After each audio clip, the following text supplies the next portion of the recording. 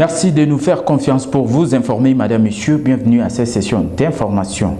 Ouvrons la page de l'actualité avec cette information. Plus de 27,7 millions de personnes sont en insécurité alimentaire, dont 7,7 millions en Ituri et au Nord Kivu. Dans certains endroits, l'aide est suspendue, a alerté la représentante du secrétaire général des Nations Unies, Bintou Keïta, devant le Conseil de sécurité de l'ONU mardi 30 septembre. On l'écoute. L'engagement de la MONUSCO, bien que significatif, ne peut répondre à lui seul à tous les besoins pressants sur le terrain. Dans un contexte marqué par une nouvelle épidémie d'Ebola dans la province du Kasaï, la crise humanitaire en République démocratique du Congo a atteint un seuil critique. À ce jour, le plan de réponse humanitaire n'a reçu que 15,2% du financement requis, contre 41% à la même période l'an dernier. Le retrait de certains bailleurs majeurs a provoqué un effondrement du financement. Résultat, plus de 27,7 millions de personnes sont en insécurité alimentaire, dont 5,7 millions en Ituri et au Nord Kivu. Dans certains endroits, l'aide est suspendue. Moins de personnes recevront une assistance. Pour d'autres, les rations seront réduites. La mortalité maternelle augmente. L'écart se creuse entre besoins vitaux et moyens disponibles. Excellencies. Excellences, les nombreux écarts que j'ai décrits aujourd'hui ont des effets négatifs sur la population. Nous devons combler ces écarts, c'est la seule manière de protéger des vies et de donner une chance à la paix en RDC. Les résolutions ne fonctionnent que si elles sont suivies d'actions concrètes sur le terrain. Et si nous ne parvenons pas à combler tous ces écarts, des millions de civils continueront d'en payer le prix. Et puis poursuivons notre journal avec cette information au Nord Kivu, dans la ville de Beni. Une vive tension a éclaté ce mercredi matin à l'Institut Bungulu. Les élèves de cet établissement scolaire sont descendus dans la cour de l'école pour manifester leur colère contre le préfet d'études qu'ils accusent de mauvaise gestion. Selon plusieurs témoins, les manifestants ont exigé son départ immédiat, estimant que ces pratiques compromettent le bon fonctionnement de l'établissement.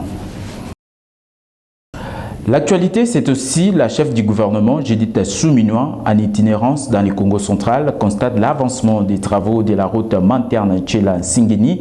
Arrivé à Singini, au mausolée du fait président Joseph Kasavubu, des scènes de communion avec la population marquent cette étape cruciale. C'était mardi 30 septembre. Nadine Menou.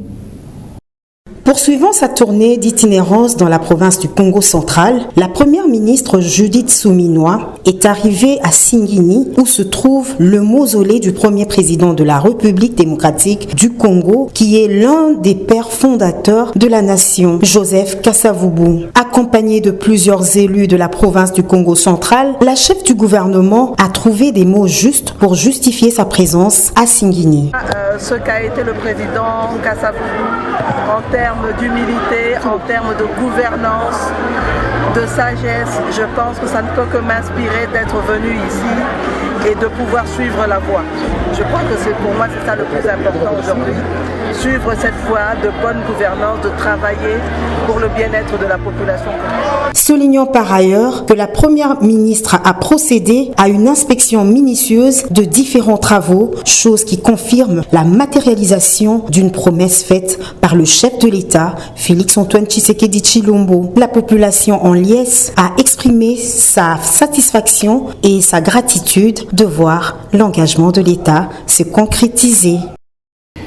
Et puis, le vice-premier ministre de l'Intérieur et Sécurité, Jacques Chabani, a lancé au nom du président Félix Tshisekedi Tshilombo la 9e édition du Forum africain sur la justice transitionnelle, axé sur le thème « L'état de la justice transitionnelle en Afrique, justice pour les Africains et rôle de personnes d'influence africaine dans les processus de réparation ». Regardez.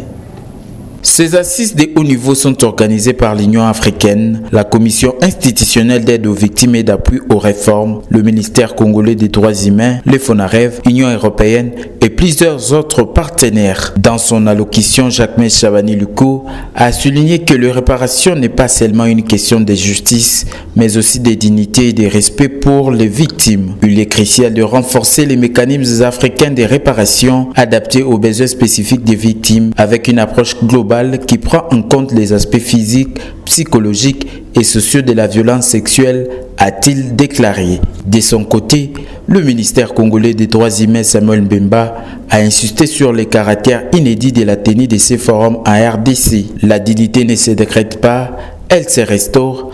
Un projet de loi sera présenté au Parlement au cours de ces sessions pour intégrer les mécanismes spécifiques de la justice transitionnelle dans l'organisation du pouvoir judiciaire. Un autre projet définira les principes fondamentaux de la justice transitionnelle, établissant un cadre de référence pour la reconnaissance des victimes, la vérité, la lutte contre l'impunité et les garanties de non-répétition, a-t-il affirmé. Ces forums se veulent un espace d'échange et de réflexion sur les avancées, le défi et les perspectives liées au mécanisme de justice transitionnelle en Afrique. Il se clôturera le 2 octobre prochain après les travaux en panel. Célébrer le 1er octobre, la Journée internationale de la musique vise à promouvoir la diversité musicale, encourager les échanges culturels et sensibiliser les publics. Le thème choisi en 2025 est « Guérir par l'harmonie ». Ce thème démontre comment la musique peut apaiser les émotions et procurer du réconfort. Nadine Menou. La Journée internationale de la musique est un événement qui vise à enrichir la connaissance de la musique en renforçant le lien de paix et d'amitié, réunissant les peuples grâce à la musique. Fixée par l'UNESCO depuis 1975 pour célébrer les diverses expressions et l'importance mondiale de la musique. Elle rend hommage aux musiciens et aux différents styles musicaux. Force est de constater que la date du 1er octobre a été largement oubliée depuis que la seule date qui reste en mémoire est celle de la fête de la musique, où Kinshasa avait vibré en juillet dernier avec l'organisation du Festival mondial de la musique, où on a célébré la rumba comme une reconnaissance fluide, pure et universelle de la grandeur du patrimoine congolais. La République démocratique du Congo est un pays où la musique est un battement de cœur, un héritage façonné par les traditions, où le savoir-faire de nos artistes impressionne. Bon, c'est une journée qui est connue. C'était depuis 1975, si je ne me trompe pas. Mais ce que nous déplorons, la journée n'est pas vraiment considérée. Donc normalement, on devrait faire de cette journée une journée un peu différente comme d'autres jours. Donc que ce soit une journée où on peut inviter des artistes, des événements culturels, des projections depuis le temps de Taboulé, Calais Jeff, tout ça, Pépé Calais. Donc que ce soit une sensibilisation musicale.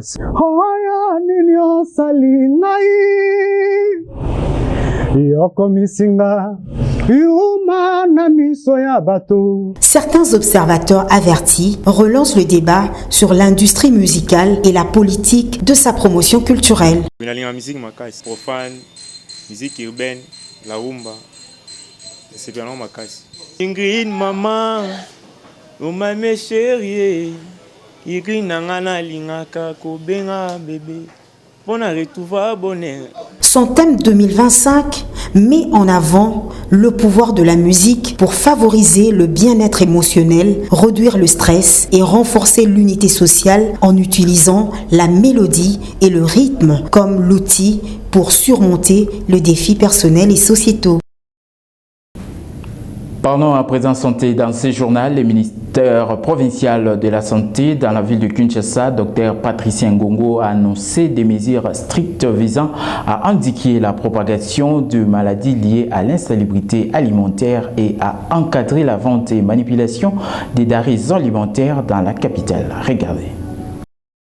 Le ministre provincial de la Santé dans la ville de Kinshasa, Dr Patricia Ngongo, a annoncé des mesures strictes visant à indiquer la propagation des maladies liées à l'insalubrité alimentaire et à encadrer la vente et la manipulation des denrées alimentaires dans la capitale. Selon la note circulaire signée par le ministre, un ultimatum d'un mois, du 1er au 30 octobre 2025, est accordé aux vendeurs et transporteurs des denrées alimentaires afin de se conformer aux nouvelles exigences. Passé ces délais, l'infraction sera sanctionnée conformément à la loi. Les principales mesures sont la protection des denrées alimentaires. Toute nourriture doit être mise à l'abri de la poussière, des insectes, de fumée et de toute manipulation inappropriée. Interdiction d'exposition à l'air libre. Les produits non emballés ne doivent plus être vendus à même le sol ou sur des supports insalubres. Examen médical obligatoire. Toute personne manipulant des denrées alimentaires doit être médicalement apte et présenter un examen périodique délivré par les services compétents. Le ministère provincial de la Santé rappelle que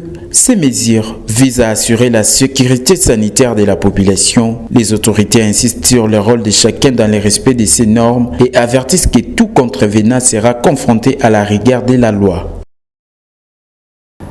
La rentrée parlementaire à l'Assemblée provinciale de Kinshasa, consacrée essentiellement à l'examen et à l'adoption du budget 2026, la session parlementaire de septembre a été ouverte par la vice-présidente Germaine Chinyama Zolantima. Commentaire. Au cours d'une plénière présidée ce mardi 30 septembre 2025 par la vice-présidente de l'Assemblée provinciale de Kinshasa, Germaine Chinyama Nzolantima, qui assure désormais l'intérim du président de cet organe délibérant. Elle a également annoncé les priorités de cette session budgétaire, à savoir l'examen de l'édit portant reddition de comptes 2025 et l'édit de la loi des finances 2026.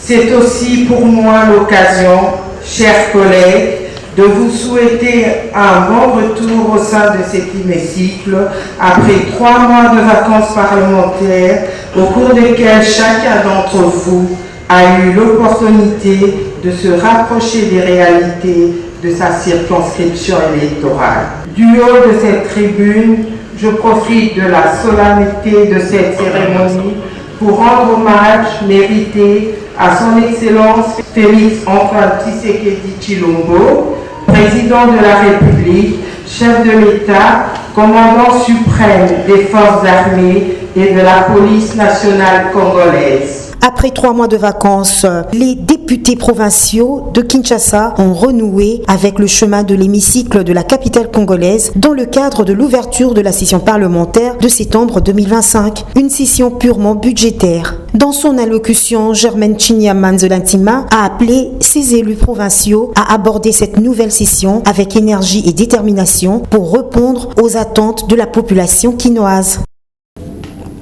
Et puis à Kinshasa, drame au collège Saint-Sabrina, situé dans la commune de Mungafula. Un élève, fils d'un policier, a porté une grenade lacrymogène à l'école et l'a déclenchée en pleine classe. L'événement s'est déroulé mardi 30 septembre dernier. Bilan provisoire, plusieurs élèves hospitalisés, une dizaine admis aux cliniques universitaires de Kinshasa. 2 élèves dans les communs. L'auteur des faits a été arrêté et transféré devant les tribunaux pour enfants. Poursuivons notre journée avec l'actualité sportive afin de nous séparer. Les Léopards Dames U20 de la RDC connaissent désormais leur adversaire du 3e et avant-dernier tour aux éliminatoires de la Coupe du Monde féminine U20 Pologne 2026. Il s'agit des éléphants Dames U20 de la Côte d'Ivoire, vainqueurs de la double confrontation contre les Lions d'Atlas du Maroc. Audrey Ougonalemba. Qualifiés sans avoir joué les matchs retour après les forfaits infligés à la sélection féminine U20 du Mali qui s'est retirée du 2e tour préliminaire des éliminatoires de la Coupe du Monde féminine U20 Pologne 2026. Les Léopards Dames U20 de la République démocratique du Congo qui attendaient connaître leur adversaire depuis le dimanche dernier sont fixés pour les 3e tours. Pour cet avant-dernier tour, les fauves congolais défieront les éléphants Dames U20 de la Côte d'Ivoire, vainqueurs de la double confrontation contre les Lions d'Atlas U20 du Maroc. Les filles du sélectionneur national Sandra Makombele auront une mission difficile, mais pas impossible, d'écarter de leur chemin les Ivoiriennes. Le match aller se jouera à Abidjan dans la période allant 17 au 10 février 2026, avant la manche retour à Kinshasa 2 semaines plus tard. Comme les seniors messieurs, les Léopards dames courent derrière leur première qualification à la phase finale de cette prestigieuse compétition mondiale. Et puis le tout-puissant Mazembe de Lubumbashi a décidé de se retirer de l'association de dirigeants du foot du Congo qu'il juge d'avoir cautionné par son silence la décision du comité de normalisation de la FECOFA qui a procédé à la nomination des membres à la Linafoot et qualifie cette décision du CONOR d'une violation de leur feuille de route. Visiblement, la guerre entre les tout-puissants Mazembe de Lubumbashi et la Fédération congolaise de football association semble déclarée. Après les bras de fer ayant opposé les deux parties auprès du tribunal arbitral du sport dans les dossiers du championnat national dont les clubs de Lubumbashi demandaient l'annulation du classement final de l'édition 2024-2025 du championnat. Voilà une autre affaire qui vient mettre du feu entre les deux parties. En effet, après l'installation par les comités de normalisation de la Fédération congolaise de football association d'un nouveau comité de gestion de la Ligue nationale de football depuis le week-end dernier, les géants clubs de la République démocratique du Congo, les tout-puissants Mazembe, réagissent. Les Corbeaux de Lubumbashi qualifient cette décision de violation manifeste de la feuille de route du comité de normalisation, laquelle vise exclusivement à poursuivre les élections et non à exercer les prérogatives outre sa feuille de route. Par ailleurs, Mazembe reproche à l'association des dirigeants du football du Congo d'avoir cautionné par son silence la décision prise par les comités de normalisation qui a nommé des membres à la Ligue nationale de football et les clubs décident de se retirer de cette association. La décision devait être officialisée dans les prochaines heures. Madame, Messieurs, c'est par ici que s'achève cette édition du journal qui a connu la participation de Nadine Meno, Dorcas Pambou, Bénédicte Anakasala, Babi Maïtouka, Maurice Moulila, Giovanni Iloumé et aussi Manassé Boloua sous la supervision d'Étienne Nzengu. Quant à moi, je vous dis au revoir. L'actualité continue sur les antennes de Michapi Voice Télévision.